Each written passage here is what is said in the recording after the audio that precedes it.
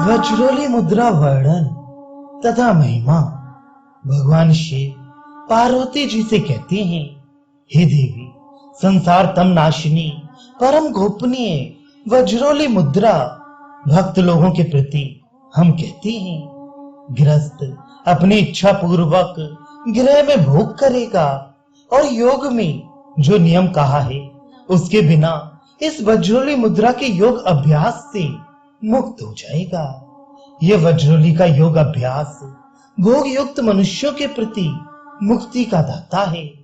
इस कारण से अति यत्न करके सर्वदा योगी को अभ्यास करना उचित है। प्रथम बुद्धिमान साधक यत्न करके विधान पूर्वक स्त्री के योनि से रज को लिंग नाल में आकर्षण करके अपने शरीर में प्रवेश करे और अपने बिंदु को निरोध करके लिंग चालन करे। यदि दैवात बिंदु अपने स्थान से चले तो योनि मुद्रा से निरोध करके ऊपर को आकर्षण करे और उस बिंदु को वाम भाग में स्थित करके क्षण मात्र लिंग चालन निवारण करे। फिर गुरु उपदेश द्वारा योगी हुंकार शब्द उच्चारण पूर्वक योनि में लिंग चालन करे और भग से अपान वायु को आकुंचन करके स्त्री के रज को आकर्षण करे।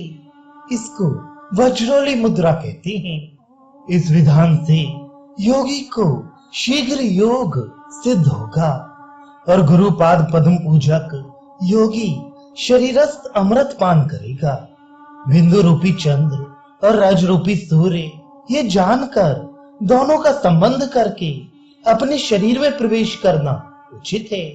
यदि शिव रूपी बिंदु और रज रूपी शक्ति ये दोनों का संबंध होगा तब योगी का साधन से दिव्य शरीर अर्थात देवता के समान शरीर होगा।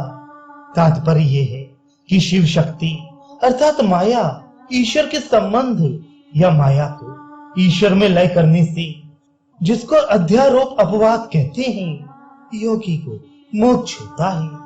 अभिप्राय यह है कि रज बिंदु का संबंध जिस साधक को सिद्ध हो जाता है वह मुक्त है। बिंदुपात होने से मृत्यु होती है और बिंदु के धारण से प्राणी जीता है। इस कारण से यत्न से बिंदु को धारण करना उचित है। प्राणी का जन्म मरण बिंदु से होता है, इसमें संशय नहीं है। इस हेतु से इसको विचार के योगी को उचित है कि बिंदु को सर्वदा धारण करे। हे पार्वती, यत्न पूर्वक बिंदु के सिद्ध होने से संसार में क्या सिद्ध नहीं हो सकता, अर्थात सब सिद्ध हो सकता है। इसी के प्रसाद से हमारी ऐसी महिमा है। बिंदु संसारी मनुष्यों के सुख और दुख का कारण है और मूढ़ लोगों को मूढ़ता का और जरा मरणशील लोगों का अर्थात सबका यह हमारा उत्तम योग है।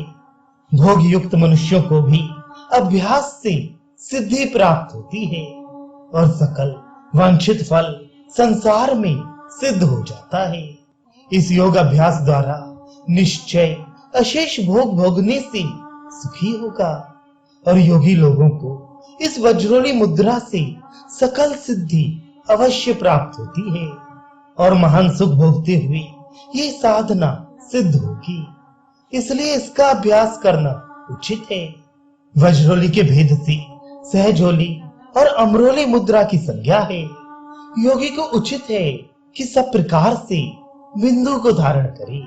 यदि हठात वेगवश बिंदु चले और रज बिंदु का संबंध हो जाए तो इसको अमरोली कहते हैं, परंतु लिंगनाल द्वारा रज बिंदु दोनों का शोषण करे।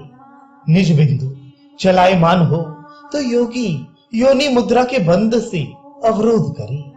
इसको सहजोली कहते हैं। ये सर्व तंत्रों करके गोपनीय है। यदि कार्य एक समान है परंतु संज्ञा से अमरोली और सहजोली दो भेद हुए हैं।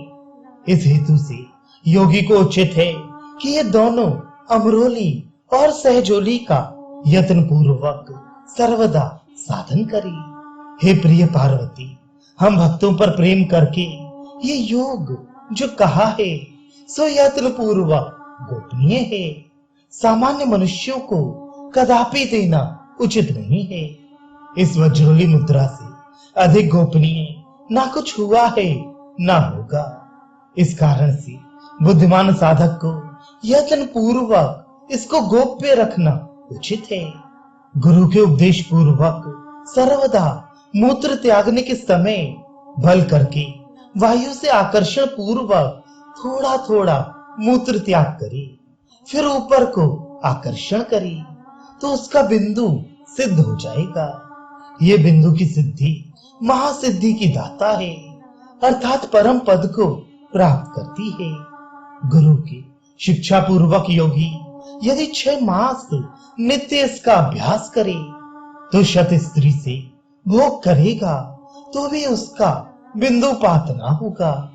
हे पार्वती, जब महायत्न से बिंदु सिद्ध हो जाएगा तब क्या सिद्ध नहीं होगा, अर्थात सब सिद्ध हो जाएगा। इसके प्रसाद से ये दुर्लभ ईशत्व हमको प्राप्त हुआ है।